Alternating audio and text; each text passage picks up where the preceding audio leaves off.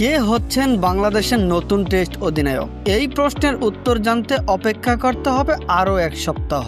অধিনায়ক হবার বিবেচনায় আছেন 4 ক্রিকেটার। বিসিবির নাজমুল শান্তকে অধিনায়ক হিসাবে দেখতে চায়, কিন্তু তাতে রাজি হয়নি দায়িত্ব থেকে সরে দাঁড়ানো এই নাজমুল শান্ত।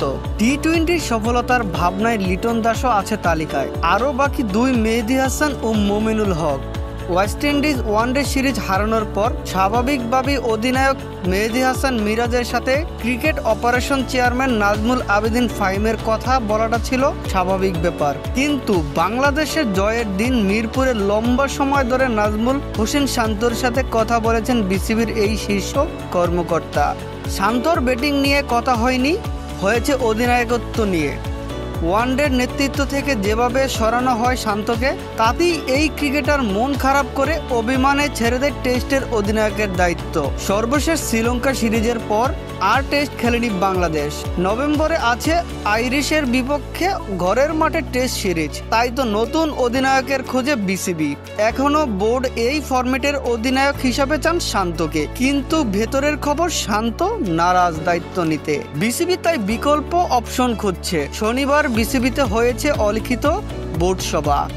অধিকাংশ পরিচালক বসেছিলেন সভাপতি নাজমুল ইসলাম বুলবুলের সাথে। সেখানে কথা হয়েছিল অধিনায়ককে নিয়ে। শান্ত ছাড়াও বিবেচনায় আছেন আরও 3 জন, যাদের মধ্যে এগিয়ে রয়েছেন টি-20 অধিনায়ক লিটন দাস।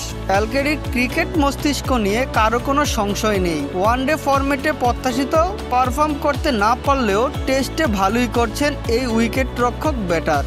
টি-20 দলটাকে ভালোইভাবে গুছিয়ে নেওয়ার পুরস্কার হিসেবে টেস্ট অধিনায়কের ভাবনাতেও উঠে পড়েন লিটনের হাত। তবে সাম্প্রতিক সময়ে সমালোচনা হলেও মেহেদী হাসান মিরাজও আছেন লিস্টে।